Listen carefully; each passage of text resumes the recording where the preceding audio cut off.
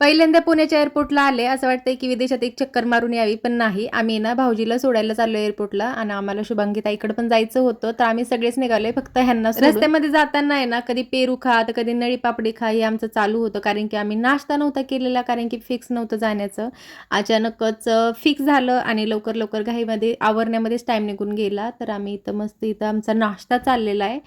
आणि आता पिलू आम्ही पोहोचले पुण्यामध्ये. तर पिलू आणि ताई आलेले आहेत. आता ते पण सगळे शुभांगी ताईकडे जाणार. पहिले तर आम्ही भाऊजीला ड्रॉप करू एअरपोर्टला. ट्रॅफिक एवढं होतं ना, की ते बघून मला असं वाटत होतं, की भाऊजीला उशीर होतो का काय? पण नाही, वेळेवर पोहोचलो. म्हणजे अगदी वेळेवर पोहोचलो. असं नाही की उशीर पण झाला किंवा असं नाही की लवकरच आले.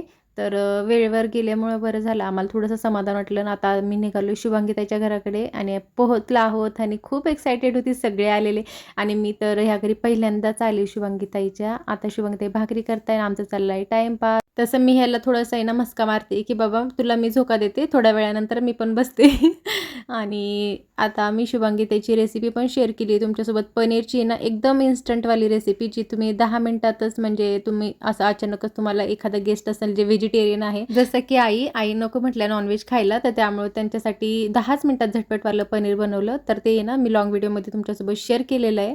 आणि आता आहे ना आम्ही थोडंसं म्हणजे जेवण वगैरे झालं, भांडी घासून झाली. आता आम्ही वॉक करायला निघालोय बाहेर आणि नंतर आहे ना थोडासा टाईमपास केला. अर्धा पाऊण तास तर आम्ही असं बाहेर टाईमपास केला आणि नंतर निवांत गेलो घरी. एवढं प्रवास करून आणि पोटभर जेवून एवढी सुस्ती आली होती आणि एवढी झोप आली होती ना. घरी गेल्यानंतर थंडगार स्प्राईट पिली आणि नंतर शुभांगी ताई तर तयारी करताय, आणखी पाहुणे येणार आहेत, त्यांच्यासाठी बिर्याणी बनवायची. पण आहे ना रेसिपी तुमच्यासोबत शेअर करायची होती, पण खूप झोप आली, त्यामुळे नेक्स्ट टाईम करेल. चलो बाय.